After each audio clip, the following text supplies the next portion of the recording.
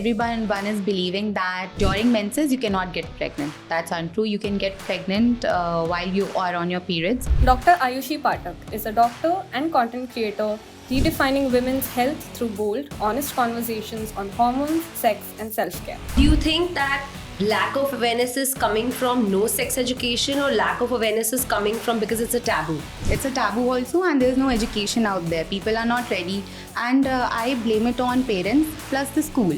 For women, what are the main reasons for a low libido? Primarily, it is due to the relationship. Then second could be hormonal fluctuations, and third could be that they're so engaged in their household chores that they don't find the time only to have it or to do it. Men also go through hormonal imbalances. Their testosterone also go up and low, and they also suffer a lot. In our society, even though it's not talked about openly, but people blame themselves when the intimacy is not right in the relationship. If he's not taking proper sleep, then his stress is rising up. That is leading to cortisol, which is getting elevated.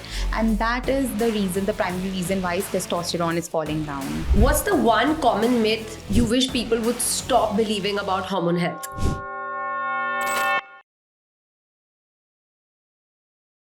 So Dr. Aayushi, tell us, why are hormones and sex topics still hush-hush even though it's 2025? So first of all, hormones are very complex and they play a vital part in human health.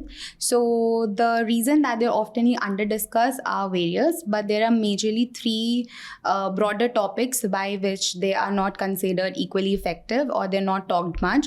The number one would be that lack of awareness and education or the understanding. So lack of awareness in the sense that people don't know how to explain hormones and how to educate the general public.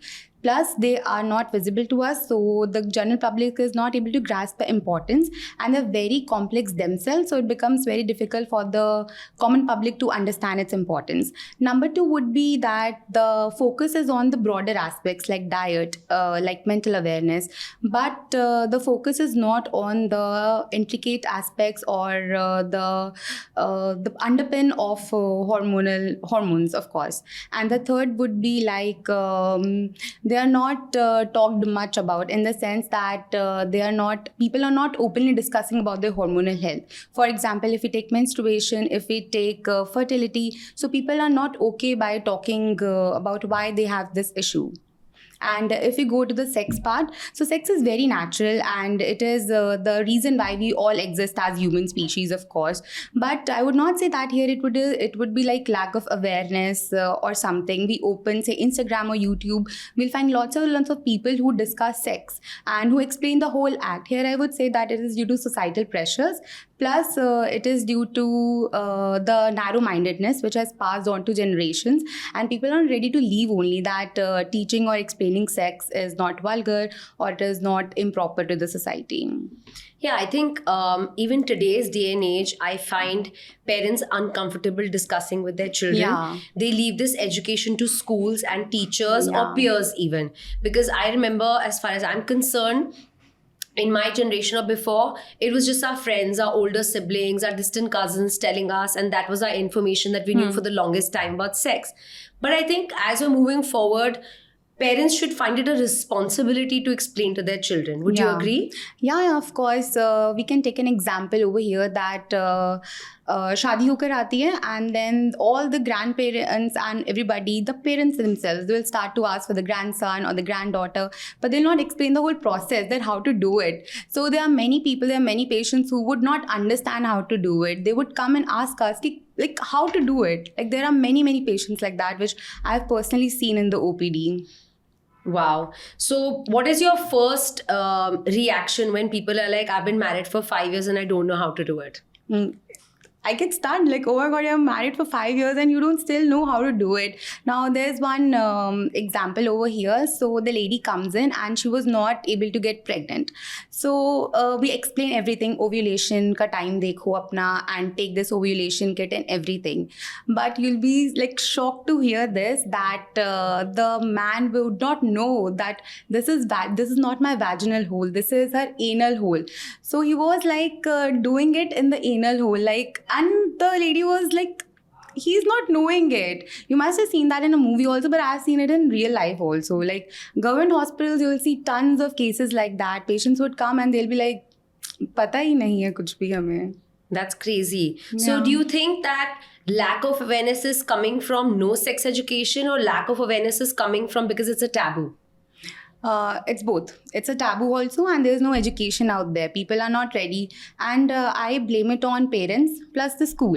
They're not ready to explain. Also, during when I was in 8th standard, when the reproduction chapter comes in, the teacher would skip onto that chapter and move on to the next chapter. Then what's the use of like putting that chapter in itself, like in the book? Isn't sex education compulsory in schools? I don't think so. It is like abhi bhi nahi hua hai. There are many schools who are like not okay discussing it. Maybe in the privileged sector, but not in the common mass areas. Yeah. So tell me, what's the one common myth you wish people would stop believing about hormone health? That only women go through hormonal imbalances when they are pregnant or while they are using birth control pills or while they're on menopause. No, men also go through hormonal imbalances. Their testosterone also go up and low, and they also suffer a lot, which they won't tell because na, like men hai, kaise batayenge, thoda ego aa jata hai. So all of these things. What is the percentage of men that come to you for hormone health? You'll be shocked to know this also, that men usually don't discuss their fertility with us. Their lady would come and discuss that because, male ego or something which males have, that I'll not discuss my fertility issue. So the lady on behalf of men come. So just 15 to 20% men come who actually want to take a treatment. The rest of the cases, their wife would come or their mothers would come discussing it. Wow. How do you deal with that? Do you explain that you need to go and, We ask for the patient, ki please bring in the patient first. Let us examine him, let us see him, let us take all the history from him itself rather than you giving a history, because the patient, the son, how much he would discuss with his mom, he would not be able to discuss the complete thing. So that varies. That then mother would go and bring the child. Usme bhi there would be many patients who would not ready to come at all. And there was one case where the patient comes in and instead of telling the reason of everything, like I'm not having child and anything, he comes and say मेरा तलाक होने वाला है क्योंकि my wife is not happy और मैं उसे बच्चे नहीं दे पा रहा हूँ, so डॉक्टर जी मेरा इलाज कर दो. So all lots of these things come in. How do you help them? Do you send them for counseling? Do you send them for sex education? Or do you put them on treatment straight away? Treatment straight away. Like, of course, the treatment goes in both the, like, you cannot replace psychotherapy and medical treatment with any, like, sex education, of course. But yeah, the medical treatment comes in, then psychotherapy comes in, plus little bit informing them, educating them. Yeah.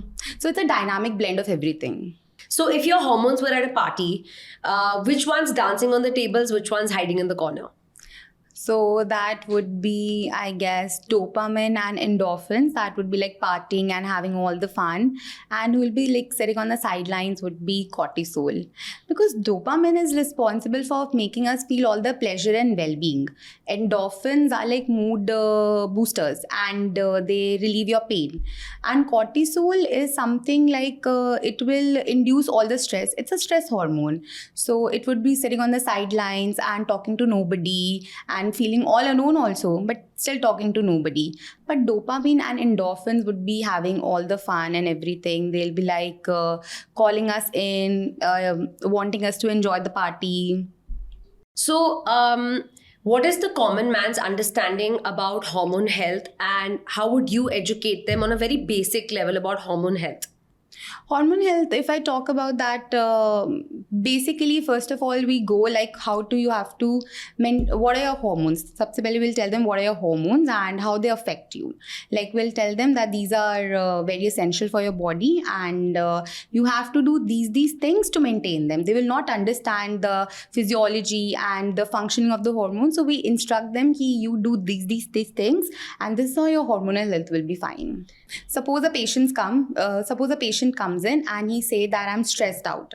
So he'll just say that I'm working a lot, that's why I'm stressed out. But he'll not understand that it's like his hormones that making him stressed out or feeling burned out or he's exhausted. So for him, we'll explain that this is not just because of your working extra or you're not paying attention to everything. It's just simply because your hormones are not working properly. So we'll tell him to do certain things, for example, take in the sunlight, stay away from screen, do not use screen before 1 hour of sleep, and wear blue cut glasses, or just walk in the nature. So we'll tell him to do these things and your hormones will be fine. So can you explain, when people come into you, let's say they have hormone imbalances and they feel like my lab tests are perfectly fine, I've done all the blood work, I'm perfectly fine, why am I feeling this way? How do you explain to them that lab tests don't actually show hormone health, and how do you actually diagnose it? So for such kind of patients, no, we call in for the parents. If children are coming, then parents, and if wife is coming, then of course the husband is coming, then of course the wife. Then we'll simply ask कि घर पे इसका nature कैसा है, ये चिल्लाती है या मूड स्विंग्स हो रहे हैं या बहुत बच्चों को ऐसे डांटती है या कुछ भी करते हैं. तो this we'll get to know that she is getting mood swings, she's irritated and she's not focused. So this is how we'll come to know कि उसके लैब टेस्ट के बाद भी उसको hormonal imbalance है. तो basically it's the other things which you do around. It's not just a lab test. It could be anything: irritability, mood swings, anger, or shouting on people. So these are some of the symptoms which are not seen. So it could be mood disorders, it could be eating disorders, it could be anger, irritability, anything which comes under hormonal imbalance. So tell me, what's the one thing that you wish as a teenager you knew about hormones that you figured out later and you feel like people still don't figure it out in their adult life? So I am suffering from PCOS since my teenage. So since I was like 13, 14, I was diagnosed with PCOS. So I know all the hormonal ups and downs, ki kya hota hai when my cycles are not correct. All the hormonal ups and downs I see, which nowadays 30s and 40s don't see. They completely ignore them. So if I would be like my younger self and today I have to give her some of the treatment, or I have to tell her something, then I'll just simply say that, okay, Aayushi, you have to take proper 8-hour sleep, you have to eat healthy, and you just have to exercise regularly. These 3 things and your PCOS will be like almost fixed. Of course, medication would come in, but these 3 you will do and your PCOS would be fixed.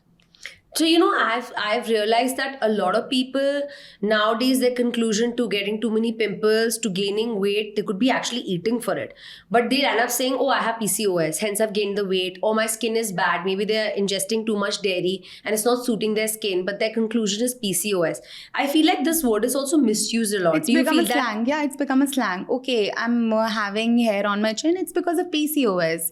They'll not go into for PCOS, we'll go into the lab reports. We'll take the ultrasound. We'll see how many cysts are present in the ovary. So we'll be much focused on that part. We'll go for the lab reports. Just by simply saying, oh my God, I'm having pimples, तो मुझे PCOS है. मेरे चिन पर बाल आ रहे हैं, मुझे PCOS है. मुझे डेयरी नहीं खानी चाहिए क्योंकि मुझे PCOS है. ऐसा भी there is misconception about it कि I'm eating a lot of dairy इसलिए मुझे PCOS हुआ. Actually ऐसा नहीं होता है. You can consume dairy and you cannot have PCOS. The main thing is that you have to stay in limits. You have to restrict upon your diet. You have to make sure that you eat everything but in portion control size. That's it. And you'll be like okay with everything. So why don't you explain to us what PCOS exactly is and why people misinterpret it? Okay, so PCOS comes from polycystic ovarian syndrome. It's a syndrome. Syndrome means you'll be having bunch of signs into it. And it's not just like 2-3 symptom hua or PCOS ho gaya. No, it's a syndrome. That means you'll be having lots of signs and that will be calling to PCOS. So PCOS is simply just your cyst, that the ovary would be having cyst. It would be water-filled cyst and that would be resulting in missed periods or irregular periods. Chin, hair, like chin would be having hair, so much of acne breakouts. Plus, the very ignored symptom or sign of PCOS is acanthosis nigricans. You must have seen people with black neck all around. They would be having black deposition around. You use all the scrubs and everything, it won't go off because your hormones are not balanced. So this is what PCOS is. It comes with a lot of signs and a lot of symptoms, which needs a very, very professional care, and just not medications will not heal it. You would require many, many things for it. You would require holistic view of lifestyle, gut health, and then medicines would come in. Okay, so let's talk about sex. Tell us how much of sexual well-being is biological and how much is it psychological? Okay, the answer over here isn't clean cut. This is not something I can give percentage of. But if I talk about biological part, your body sets in the stage. Your nerves, your hormones, your blood, if they are not well, they are not doing well, then your sexual health will be impaired. Now, coming to psychological and emotional view, so even if your everything, your biology is working fine, your everything is fine, your hormones are in place, but you're not feeling psychological factors are not there, so everything would go down. So your psychological health could either take you up or it will take you down. So it's both the things. Okay, second one be cortisol. Suppose a man comes home, he's every day he's coming home and he's saying, okay, I'm just tired, I want to rest now, I don't want to have sex. So that means, why is it happening? Because of his elevated cortisol levels. His cortisol levels are very much elevated. That is bringing his testosterone down and hence his libido. That is why he's like, okay, today I don't want to have sex, and that would be happening every other day. So a lot of people, I feel in our society, even though it's not talked about openly, but people blame themselves when the intimacy is not right in the relationship. So for example, me and my husband, let's say, are not doing well sexually. I would not think something's wrong with his hormones. I would automatically think I'm not attractive enough, I've gained weight, I'm not building the right mood, maybe I'm nagging him too much, right? People tend to self-reflect and put themselves being the reason that why this is not working out. So how do you suggest husbands or wives diagnose the fact that there could be hormone imbalance, why the libido is low on either side? First of all, there should never be invisible scripts. There comes no pair that, okay, a couple discuss, okay, we should be having these many times sex a week. They should never come with this invisible scripts, which nowadays people come. They see all the healthy sex facts, all how should a healthy couple look like, how should healthy sex look like. They should never come with these scripts. Instead, they should talk.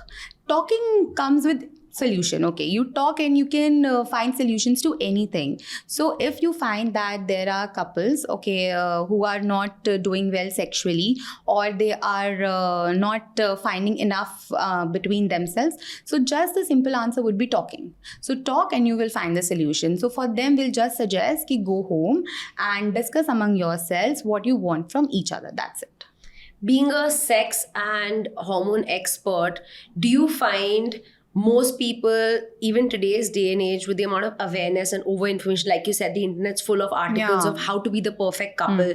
Do you still feel people have no knowledge of how to do it, when to do it, how much to do it? As I said, that there are invisible scripts into it. So people don't realize that they should be having they should be having in the bedroom. How should they do it. First of all, they don't know how to do it only in some cases. Then others don't know how much they should do it. And the rest are just busy. They're just busy finding out how the healthy sex should look like, which should not happen. You should discuss, and you should know the boundaries also. No, you should set your boundaries also. Okay, if the man is not feeling correct, it's fine. Today he's not in the mood. Okay, if the wife is not feeling fine, it's correct. ऐसा नहीं है कि एक number ही achieve करना है, कि इतना ही करना है. ऐसा नहीं होता है. I think there's so much information, overload on the internet, on reels, on Instagram, Facebook, wherever you open up, there is information of the perfect couple, the perfect intimacy, how many times makes it a healthy relationship. If you're not doing it enough, you're doing it enough. I think it's very confusing for a 25-year-old who's recently married, a 40-year-old who's been married for many years. So I think there are so many spectrums, right? That people read this and think, oh my God, I'm in a really bad marriage because I'm not doing it 7 times a week or 5 times a week. What do you tell them? Or what is the message that you can give to these people? Like, because every couple is different. Yeah. It's not what the internet is telling you. Every relationship is different. It depends on both people are working or not. It depends on how many children you have. It depends on how many people live in your family, Yes. environments, how stressful is your life outside the house. So I think all these factors in the end contribute to it. So what is your one advice to people who get confused looking at the internet? So, sexual satisfaction plays a very important role in both men's and women's life. It is something which leads to lower number of divorces. It can actually affect your hormonal health. It can lead to your betterment of thyroid issues. Your overall health increases, hormonal health repairs by that. So, if a woman is, it doesn't matter you take quality or you take quantity. You should talk and find out the answer. Ki we are agreeing on the quantity of sex or we will take frequency of sex. Quantity of sex may, if we'll go, then patients would be having different sorts of judgments that, okay, I'm doing it this number of times, so she's not doing this number of times, or that couple is not doing that number of times. You should always look to what is best for you, what you as a couple can do the best. And if I take quality of sex, then quality of sex is actually responsible. It is giving the patients betterment over frequency. You do it once, but do it in the quality. Do it quality wise. It will lead to betterment of their own health. So tell me, there's a term called mentally turned on. Do you think we are mentally turned on or physically turned on, or both are intertwined? There's a term known as mentally turned on. Mentally turned on brain is experiencing sexual arousal primarily through watching sex or thoughts, or you had best sex with your husband, so you'll be thinking about that and you'll be mentally aroused. So mental arousal will then lead to physical arousal. So yes, they're intertwined, but first comes in mental arousal and then comes the physical arousal. So do you think unresolved trauma affects sexual wellness in the bedroom? If we talk about unresolved trauma, then physical readiness is not the only thing. The trauma, the brain, your nervous system, if you had something in the past or there's something related, yes, your body will be going through it. Your mind will once forget everything, but your body will be still sticking up to that trauma. It will be still sticking up to that tension and then stress. And you will not be able to do as much as you were doing because of that unresolved trauma. So tell me, I hear of men being sexually active till a very late age, 70s, 80s, and I hear of women having low libido after 35, 40. What is the reason? Is it hormone imbalance or is it a mental state of mind? The primary answer to this is menopause. When the menopause kicks in, your estrogen and your progesterone levels falls, so as your libido, and that is why the reason is that women, they go off earlier than the men. So talking about the men, the hormone, the testosterone in them stays for a very long, and that is why they are like sexually active till their 70s or till their 80s. So the testosterone level doesn't fall in men at all? No, it falls. It falls in men. It can fall due to stress. Elevated stress or chronic low-grade stress can lead to fall of their testosterone very early in their ages. So that would lead to a low libido. That will definitely lead to low libido. For women, what are the main reasons for a low libido? So talking about women, their decline in libido or their sexual well-being is due to multiple reasons, but primarily it is due to the relationship, the relationship intimacy. Then second could be hormonal fluctuations, and third could be that they're so engaged in their household chores or into their kids that they don't find the time only to have it or to do it. If we talk about men, then the primary reason of why men put anything above sex is work. So they'll work and they'll not pay attention to that. Okay, so there was this guy who came and he was the testosterone levels were not in the place and they were like up and down. So after taking out all the history, we find out that he's just working 9 to 5 plus he's starting his own business, and that is why he's not taking proper sleep. If he's not not taking proper sleep, then his stress is rising up. That is leading to cortisol, which is getting elevated. And that is the primary reason why his testosterone is falling down.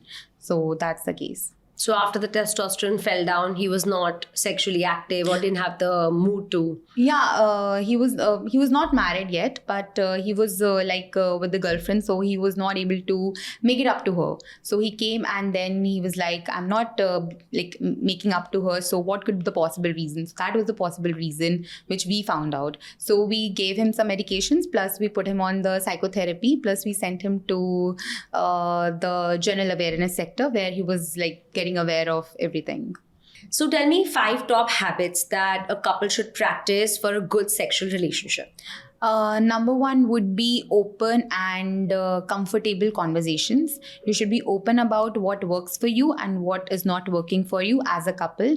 Number 2 would be creating a safe emotional environment. So you both should be emotionally invested into it and taking out your personal time for your intimacy. Number 3 would be showing love languages to each other, like touching or going on for a date or just taking out some time for each other, buying gifts for each other.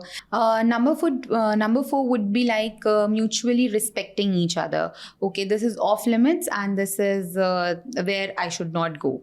And number 5 would be don't restrict or don't restrain yourself from talking to a professional. If you have some issues, go to a professional and talk about it. So let's say a couple has great communication, like you stated, and the healthy habit of talking and communicating is there. Yet they're struggling in the bedroom, yet they don't have a good sex life. What do you think the reason could be?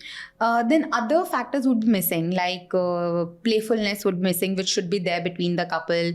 There would be love languages which would be missing. There would be something stressing out, like बच्चों को कल school भेजना है, or anything of that sort which is struggling and which they find that this is something we should work on.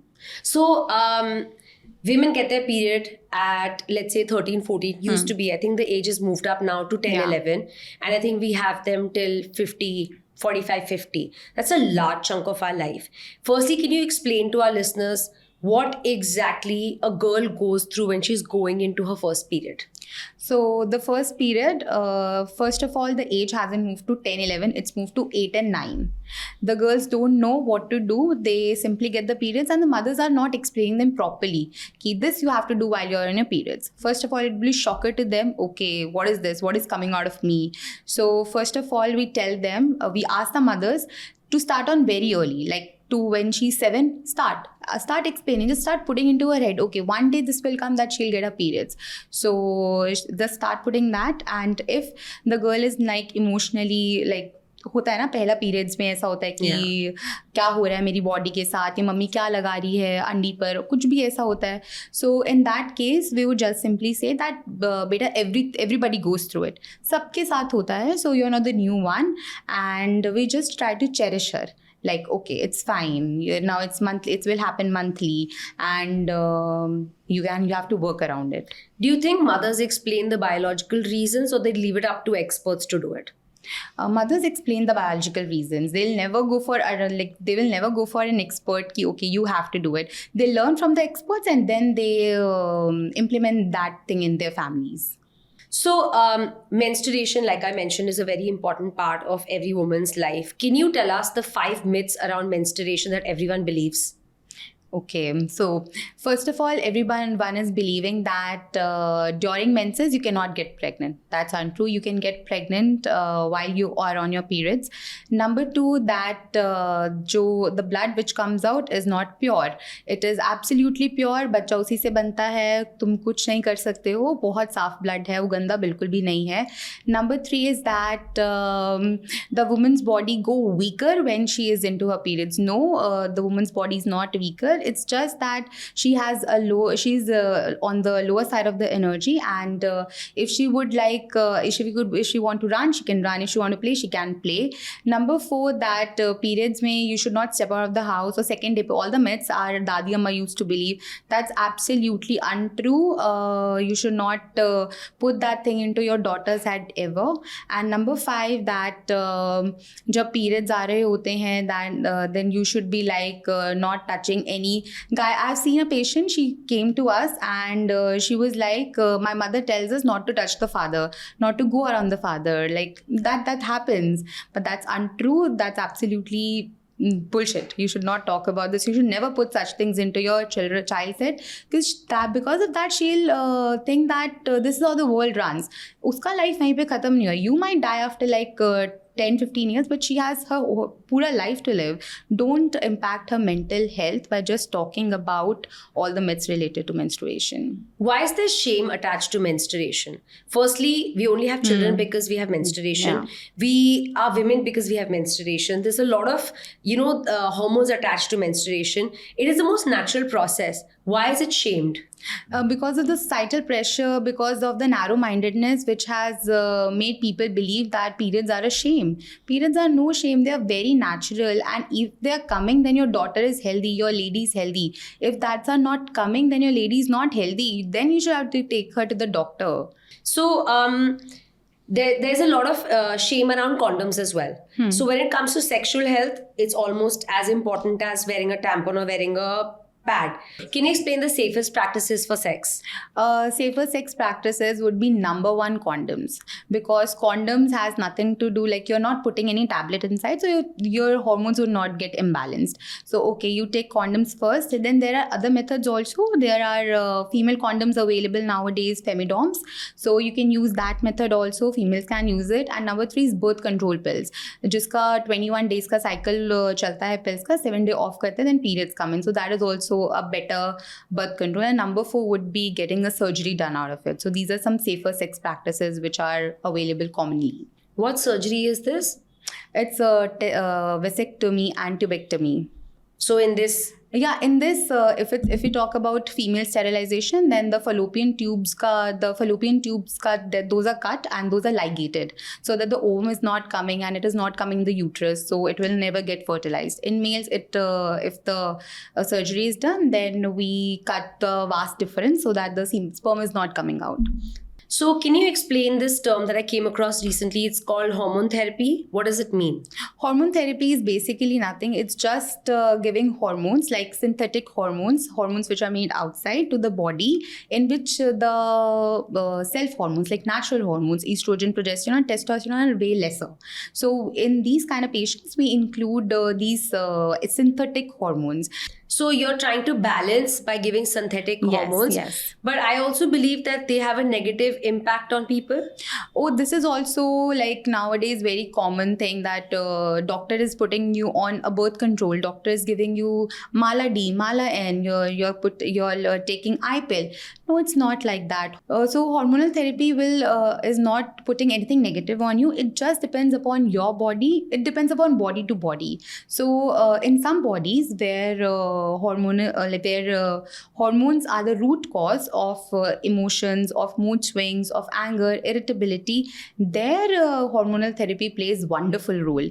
And where in some patients, like study says that in some people, hormones may cause mood swings, disorders, anxiety, depression. So in such patients, we would refrain from giving hormones. If you could reinvent sex education for all groups, what would you include that's missing right now? I would take, it would be like revolutionary. I would simply take it from don't get pregnant to know your body, understand your boundaries, and know what best comes out of you. So it would be that revolutionary. Then people would just not believe in having safer sex. It would be emotionally, mentally, physically stable and more wiser. So we're going to do Burst the Bubble, and I'm going to shoot some questions at you. You can give me some fun answers. Okay. What's the most bizarre trend you've seen where people are self-diagnosing hormonal issues based on social media? Oh my God, there are so many out of this. But the worst I saw is people diagnosing themselves with estrogen dominance just by seeing that they have their belly is grown, or they have mood swings, or they are just lacking motivation or mood. It's not like that. Okay, these are some of the parts which are like giving estrogen dominance, but it's not completely that. It's way beyond. Tell me one hormone you wish people knew about and why. Progesterone, hands down to progesterone, because it supports your health and it is one of the hormone which declines with age. It induces your sleep and it supports your all over health. So progesterone. Morning sex or evening sex? What does science say? So morning sex is much more biologically driven. It is best for quickies. It is best for It's best for morning boost in the morning. So instead of coffee, have morning sex. It's like much better. Then evening sex is much more emotional and psychologically connected. It makes you connected to your partner because पूरे दिन से थका आ रहा. So it would be like a booster. Tell me, biggest libido killer in one word. Stress. If hormones had a theme song, what would it be? आसमान नीचे आज मैं ऊपर आसमान नीचे. It's like the legit song for hormone. Moods ऊपर and then moods नीचे. So One taboo topic you're dying to normalize. Go. So periods, like don't shame about them. There's nothing bad about them. See them, understand them, and you have to notice color and everything and stop worrying about the leaks. Leaks happen. It's fine. Thank you so much, Dr. Aayushi. Thank It was a great, fun conversation, and we covered taboo topics like sex, hormones, and therapy. And I hope people can learn what I learned from you today. Thank you so much for calling in. It's great to be here. Hi, I'm Dr. Aayushi Pathak. I was on Therapy Diariez podcast with Ashna. We spoke about all the things from hormones, sex, and the messy magic in between. No shame, just real talk. You can catch the episode on YouTube, Spotify, or your favorite podcast platform.